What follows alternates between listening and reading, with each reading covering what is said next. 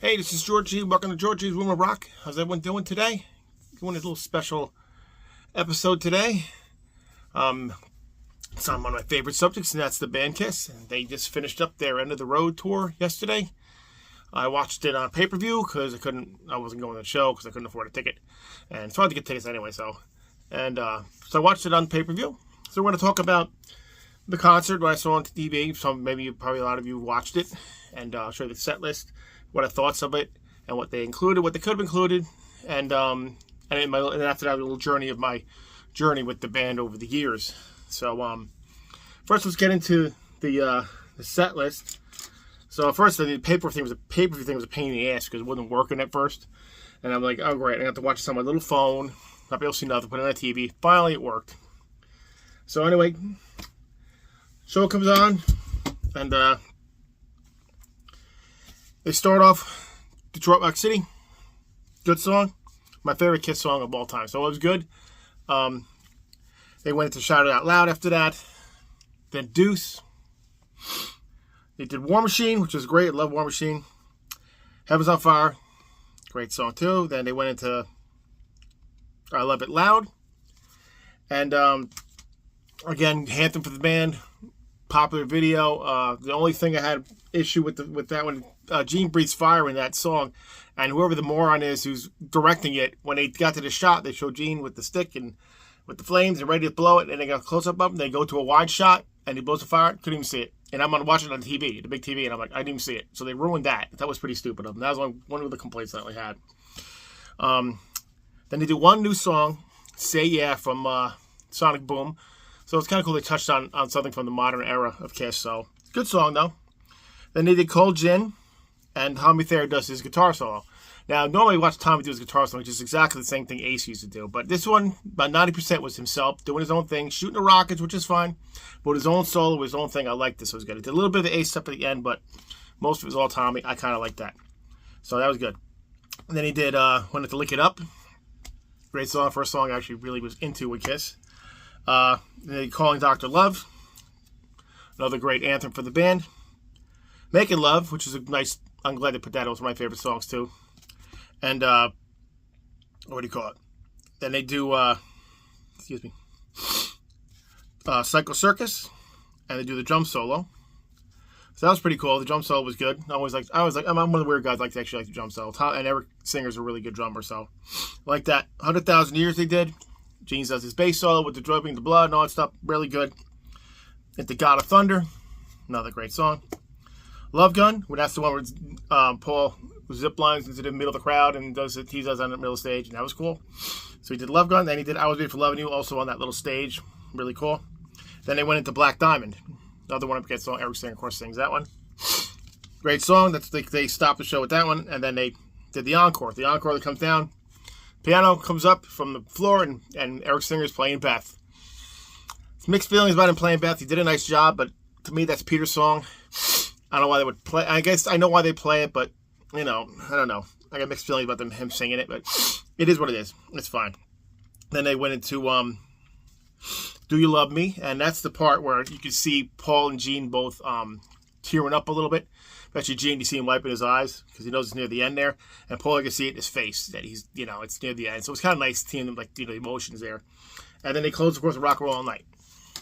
And then I'm just going to the end of the show, and then the end of the show, he says, Kisses, the touring thing's over, but we live on, and they showed this video of them being, now they're going to be avatars. So they had 4 guys as avatars, Gene's flying with bat wings and all this stuff, and that's how they're kind of moving forward, I guess. I don't know if they're making new music or just making a thing out of it. I don't see how people would pay to go see them as an avatar, but I don't know, I'm kind of like not surprised, but kind of perplexed too, because just kind of odd for Kiss to do that. But not really odd for Kiss to do that, if you know what I mean. So, that's the kind of weird part of the whole thing. And, it was a good show. It was good. Kiss is good. I mean, a couple, minor things. Of course, Paul's voice isn't what it used to be, and I'm sure a couple parts he had backing tracks. Could kind of tell a little bit. I'm not 100% sure of that, but he did sound like that. They didn't. Some songs they could have included. They could have included Firehouse. I'm surprised they didn't do that. They didn't do Tears Are Falling. That was another big one they used to do all the time. They could have done a couple other songs. They didn't do anything off Revenge. They didn't do Unholy. Thought they could have done that. But overall, you know, even they didn't do Let Me Go Rock and Roll either, which I'm kind of surprised they didn't do that one. But it is what it is. But it was a good show. I enjoyed it. Also, other one thing, they didn't even. I think they had a screen during one of the shows. They had like old shots. I don't know if they showed any of the older band, but they didn't even mention them. I was hoping they at least thank Ace and Peter and Eric Carr and all that for the guys that were in the band, especially Ace and Peter. They didn't even thank them. I mean, regardless of what you think, they owe their career to Ace and Peter. So they started with them, and without Ace and Peter, the band would not be the same band. It would not. I don't know what it would have gone without them in the band, but in my opinion, they took off with them, and they were an integral part of the band, and they just didn't mention them. And like I said, they gave them their career, and they gave them the career later. Because when they were in the '90s and things were kind of going down, they said let's reunite with Ace and Peter, and that skyrocketed with that reunion tour. And you know, if they didn't do that, they wouldn't have been as popular again. They need Ace and Peter to do that to just jumpstart them again. So they owe their careers to Ace and Peter, in my opinion. And they should acknowledge them, but it is. I saw 2 little articles. Ace really wished them well. He didn't want to be involved. Peter wished them very well too. He was very proud of what they did. So I thought it was a very class act by both of them. But so end of the road is done. Kiss's touring thing is done, but Kiss isn't done, as I said. The band is done. The brand is not. So they're going to do what they're going to do with this Avatar thing, or whatever they're doing. But anyway, that was the show. So it was interesting. It was cool. I liked it. I'm glad I got to watch it. And so that's really it for the show. Now so I'm going to go on my little Kiss journey with it that I started. Kind of did this a little bit. I kind of did this when I did my review of the albums, my ranking of the albums. So I'm kind of might repeat some of the stuff. So, but like I said, I've been listening to Kiss now for this month. It's been 40 years. That's a long time to listen to a band. I was like, wow, because 1983 is when I got into them. It was holiday week, Christmas week, when I was watching. Well, before that, Kiss was a band I didn't like as a kid. Like I'd see the pictures of them. I remember seeing the first album cover. I think Dressed to Kill 'Em Alive, and as a little kid, it scared me. It sounds silly, but it did. And then after over the years, you heard songs, heard Rock and Roll Night, I Was Made for Love, on the radio. It wasn't into it though. Until then, 83 came. They took the makeup off. My sister was watching the dance show, and they talked about it because Kiss taking off the makeup at the time was a big deal. So they showed the video. Look It Up, and I was like, wow. And I liked the song. My friend Mike was a big, huge Kiss fan, so he told me to get this album. So I got this album anyway on my own. Lick It Up, my first Kiss album ever, and I fell in love with it. Must have wore this tape out a million times. So that's my first Kiss album I got ever. And my friend Mike, I said he was really into Kiss, and he told me you got to get.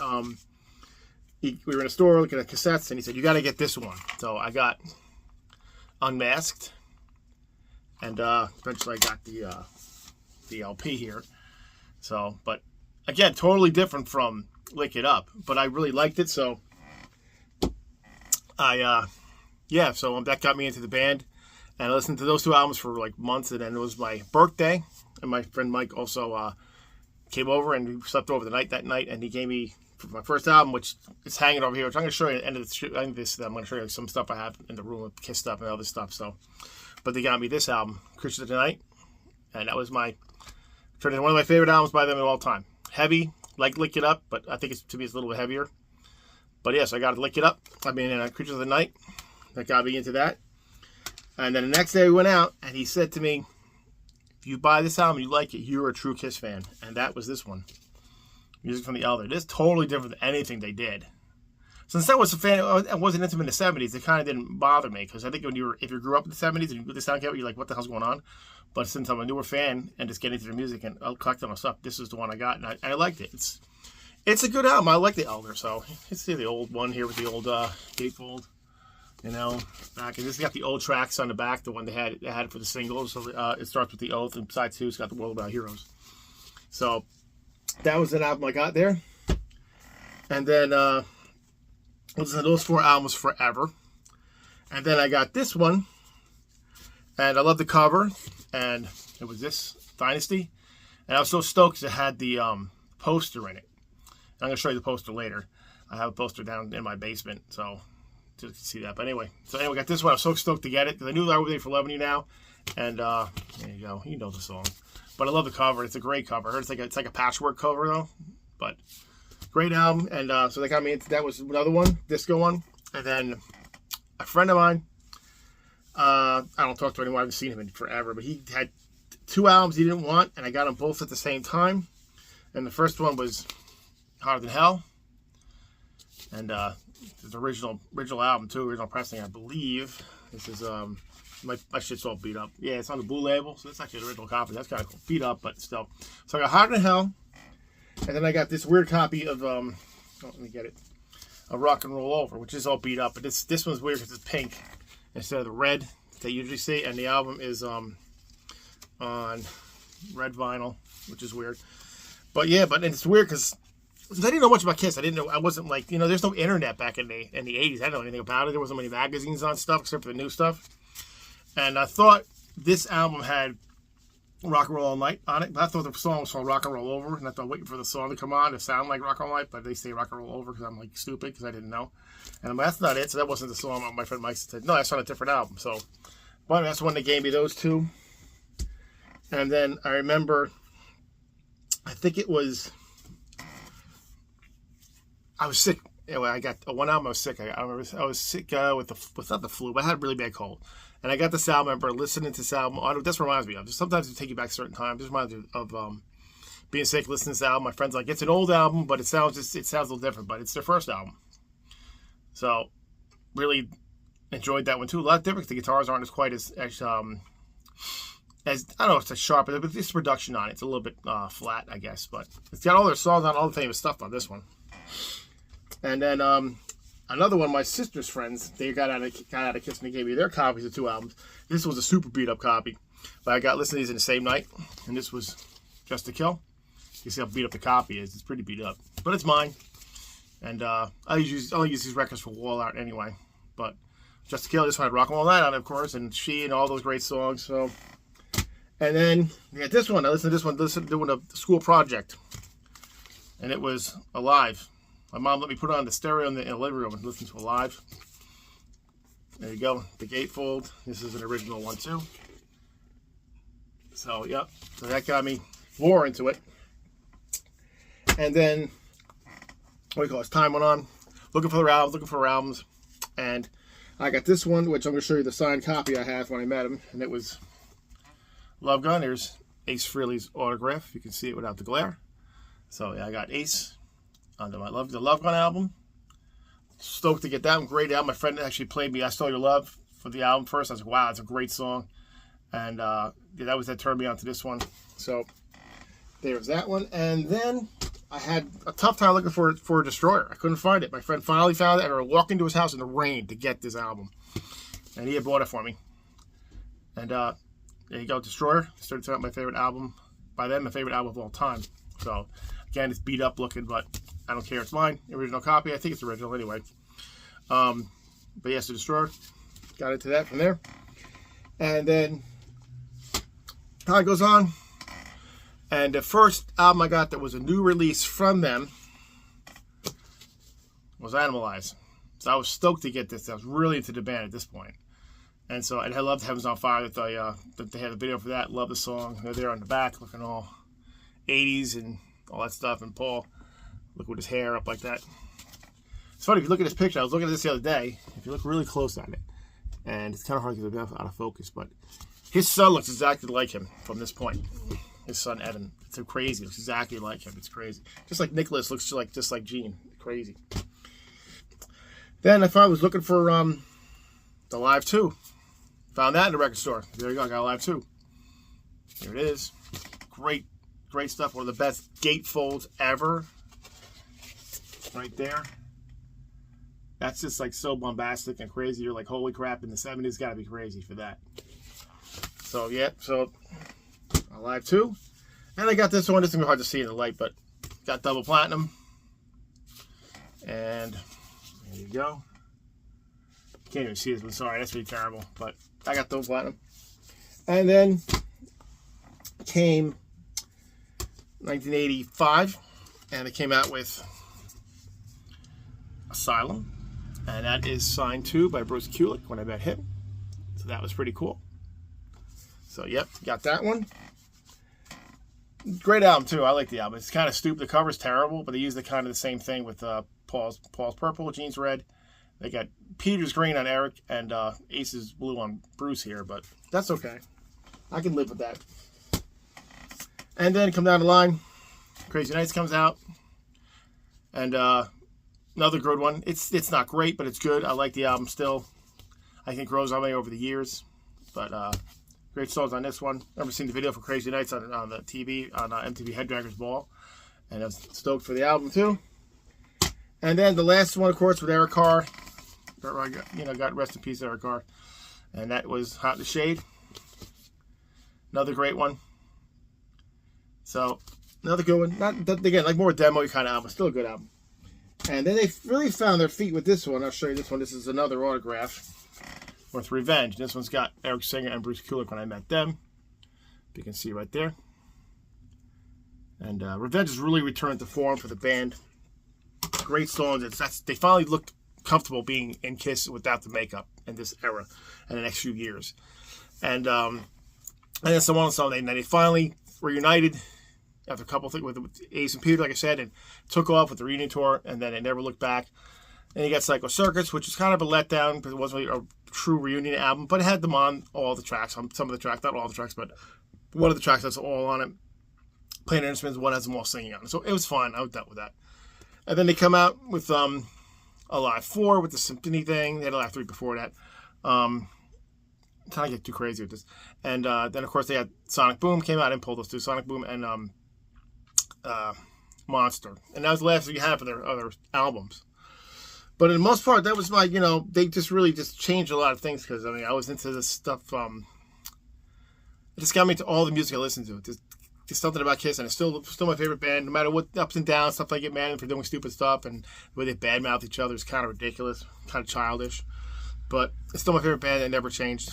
So, yeah. So, and as far as the end of the road, it's about time. It's time they end because if I watch the like I was talking about the end of the road, they you can see they're getting tired because when during Dukes they do that whole thing where they sway back and forth and at the end of it, and they were doing it so slow. When you watch the early days, they were whipping their heads around and. They're sitting there 70, so I get it. But still, and I was also noted that of the 20 songs they play, 14 of them were from the original era. So what does that tell you? That's what they played. They didn't play nothing much from the newer era. It's like 5 songs, if you include Psycho Circus from the new era, which I call from the non-makeup on, or the after Creature of the Night on. So it's kind of crazy. But anyway, that's my little journey here with Kiss. So I hope someone enjoyed that. It was like a special band for me. I just, love the band. I don't know what this Avatar thing is going to go with them, but yeah, but that's it for this. But I'm going to pause it. I'm going to show you some stuff in the room that's Kiss related, and I'll show you some other stuff in at the end too. So hope you stick around for that. But anyway, hold on for a second. Okay, we're back. All right, I'll show you some stuff in the room here. My Kiss memorabilia. I'll start with that. Got these Kiss dolls here. These are the newer ones they came out with a couple years ago.